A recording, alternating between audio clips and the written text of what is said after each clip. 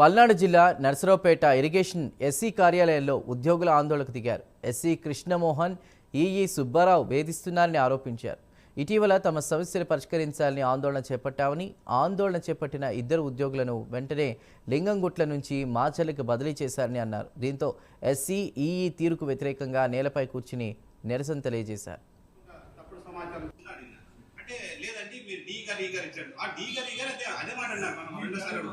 మీరు అదే అంటున్నారు, కానీ ఎవరి మాట మామూలుగా తప్పుడు సమాచారం తీసుకొని ఎమ్మెల్యే గారు ఇచ్చారన్న. ఎమ్మెల్యే గారు మనలాంటి చెప్పించారు సార్ అని అంటున్నాను.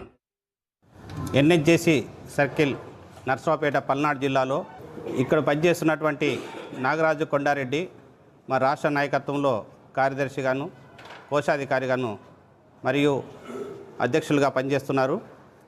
వారిని సమస్యలపైన ఈ గారిని అడిగినందుకు వారిని కావాలనే ఏదో అభియోగం మోపి స్థానిక నాయకులతో గౌరవనీయులైన ఎమ్మెల్యే గారి దగ్గర తీసుకొని పోయి అక్కడ లెటర్ తీసుకొని వచ్చి ఎస్సీ గారికి అడ్రస్ చేస్తూ ఇక్కడ అకస్మాత్తుగా ఈ ఇద్దరిని, నాగరాజుని, కొండారెడ్డిని అకస్మాత్తుగా ఈ లింగన్గుట్ల నుంచి మాచర్లకు ఓడి బేసిస్ పైన డిప్యుటేషన్ ఆర్డర్స్ ఇవ్వడం జరిగింది. మరి ఎలాంటి విచారణ లేకుండా వారిని అకస్మాత్తుగా అక్కడ ఓడి బేసిస్ ట్రాన్స్ఫర్ చేయవలసిన దుస్థితి ఎందుకు వచ్చిందో, మరి ఈ అభియోగం పైన న్యాయ విచారణ జరిపించి విచారణ రిపోర్ట్ వచ్చిన తర్వాతనే మీరు డెసిషన్ తీసుకోమని చెప్పేసి ఎస్సీ గారికి మెమరాండం ఇవ్వడానికి ఈరోజు మేమంతా రావడం జరిగింది.